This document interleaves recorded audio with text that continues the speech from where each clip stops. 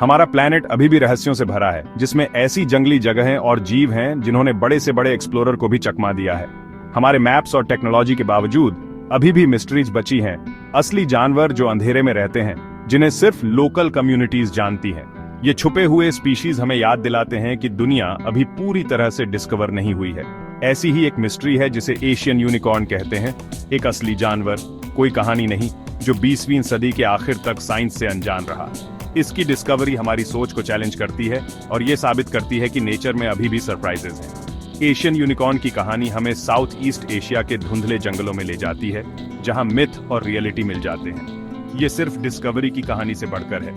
ये नेचर की नाजुकता और जो कुछ हमारे पास है उसे पूरी तरह से समझने से पहले बचाने की अर्जेंसी का एक सबक है। एशियन यूनिकॉर्न का अस्तित्व हमें और करीब से देखने, सुनने और ये मानने के लिए कहता है कि जंगल में अभी भी अजूबे हैं। चलिए इस कमाल की कहानी के दिल में चलते हैं। 1992 में वियतनाम के रिमोट एनामाइट माउंटेन्स का सर्वे करते हुए साइंटिस्ट्स को एक मिस्ट्री मिली। एक गांव में उन्हें एक हंटिंगी की दीवार पर लगे लंबे सीधे सींग मिले, जो किसी भी जाने पहचाने जानवर से अलग थे।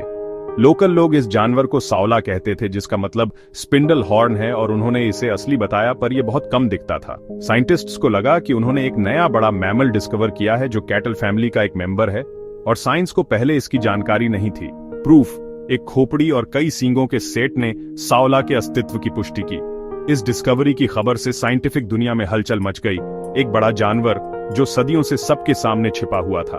सावला की कहानी किसी लाइव साइटिंग से नहीं, बल्कि लोकल लोगों के ज्ञान और फिजिकल रिमेंस से शुरू हुई। जो कभी लोक कथा माना जाता था, वह साइंटिफिक फैक्ट बन गया। एशियन यूनिकॉर्न की तलाश शुरू हो गई थी, बंदूकों से नहीं, बल्कि कैमरों और उम्मीद से। वाइल्ड लाइफ डिस्कवरी में एक नया चैप्टर खुल रहा था। सावला या एशियन यूनिकॉर्न एवोल्यूशन का एक अजूबा है, दुर्लभ, मायावी और लगभग मिथिकल। ये लगभग 85 सेंटीमीटर लंबा होता है, जिसका रंग गहरा भूरा और चेहरे पर सफेद निशान होते हैं, जो हर जानवर के लिए अलग होते हैं। नर और मादा दोनों के लंबे समानांतर सींग होते हैं, जो 50 सेंटीमीटर तक होते हैं, जिससे इस जानवर को इसका लोकल नाम मिला है। सावला की पतली बनावट और शांत स्वभाव इसे गाय से ज्यादा मृग जैसा बनाता है, हालांकि यह कैटल से दूर का रिश्तेदार है।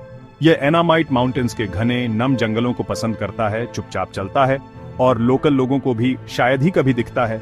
इसका शर्मीला, अकेला स्वभाव ही है कि यह इतने लंबे समय तक छिपा रहा। सावला सुबह और शाम को सबसे ज्यादा एक्टिव होता है, दिन में आराम करता है। ऑब्जर्वेशन से पता चलता है कि यह सौम्य और शांत होता है, जंगल की सच्ची आत्मा। इसका अस्तित्व इस बात की याद दिलाता है कि नेचुरल वर्ल्ड में कितना कुछ अभी भी अनजान है। सावला जंगल के स्थायी रहस्य का एक जीता जागता प्रतीक है। अपनी डिस्कवरी के सालों बाद भी सावला एक प्रेत बना रहा, जिसे सिर्फ सींगों, डीएनए और कुछ कहानियों से जाना जाता था। किसी साइंटिस्ट ने इसे जंगल में जिंदा नहीं देखा था, केवल कुछ पकड़े गए जानवर जो दुर्भाग्य से कैद में ज्यादा दिन नहीं जी पाए। एनामाइट के घने, ऊबड़ खाबड़ जंगल ट्रेडिशनल सर्वे को लगभग असंभव बना देते थे। सावला अपनी पौराणिक प्रतिष्ठा पर खरा उतरा। हरे भरे समुद्र में एक मायावी छाया। फिर 2013 में एक बड़ी खोज हुई।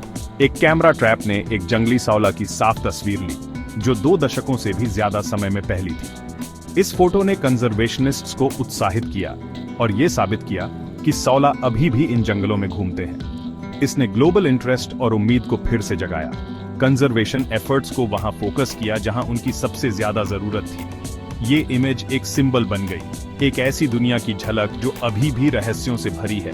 सावला का अस्तित्व अब सिर्फ एक अफवाह नहीं था, यह एक ऐसी हकीकत थी जिसके लिए लड़ना लायक था। डिस्कवरी की खुशी जल्दी ही चिंता में बदल गई। सावला अब दुनिया के सबसे एंडेंजर्ड बड़े मैमल्स में से एक है। 100 से भी कम बचे होंगे, जो वियतनाम और लाओस के बॉर्डर इलाकों में फैले हुए हैं। सबसे बड़ा खतरा सीधा शिकार नहीं है, बल्कि अंधाधुंध फंसाना है। दूसरे जानवरों के लिए लगाए गए हजारों तार के जाल, लेकिन सावला के लिए जानलेवा। लॉगिंग, एग्रीकल्चर और डेवलपमेंट से होने वाले हैबिटेट लॉस से उनकी पहले से ही छोटी आबादी और टूट जाती है। ये मिले जुले खतरे सावला को विलुप्ति के और करीब धकेलते हैं। कंजर्वेशन टीम्स लगातार काम करती हैं, जाल हटाती हैं और जंगलों की रक्षा करती है, लेकिन समय कम है। लोकल कम्युनिटीज मुख्य पार्टनर हैं, शिकार कम करने और सावला के घर को बचाने में मदद करती हैं। ये लड़ाई सिर्फ सावला के लिए नहीं है, बल्कि एनामाइट जंगलों के पूरे इकोसिस्टम के लिए है। एशियन यूनिकॉर्न का भविष्य एक धागे पर लटका हुआ है, जो अर्जेंट कोऑर्डिनेटेड एक्शन पर निर्भर करता है। सावला को बचाने का मतलब है एक अनोखी, अनमोल जिंदगी की दुनिया को बचाना। सावला की कहानी अजूबे, विनम्रता और चेतावनी की है। एक दुर्लभ जानवर, सदियों से छिपा हुआ, अब जीवित रहने के लिए लड़ रहा है। इसकी डिस्कवरी हमें याद दिलाती है कि सैटेलाइट्स और साइंस के युग में भी नेचर में गहरे रहस्य छिपे हुए हैं। सावला जंगली उम्मीद का प्रतीक और जो हम खो सकते हैं उसकी एक नाजुक चेतावनी दोनों है। इसका भाग्य साउथ ईस्ट एशिया के जंगलों, नदियों और कम्युनिटीज के स्वास्थ्य से जुड़ा है। 2013 की तस्वीर एक रोशनी थी, एक संकेत कि अभी बहुत देर नहीं हुई है। सावला को बचाना सिर्फ एक स्पीशीज को बचाने से बढ़कर है, यह आने वाली पीढ़ियों के लिए जंगल की आत्मा को बचाना है। एशियन यूनिकॉर्न की कहानी खत्म नहीं हुई है, यह हमें अपने प्लेनेट के रहस्यों के बेहतर रखवाले बनने के लिए चुनौती देती है। दुनिया के आखिरी जंगली जगहों में और कौन से अजूबे अभी भी इंतजार कर रहे होंगे छिपे हुए।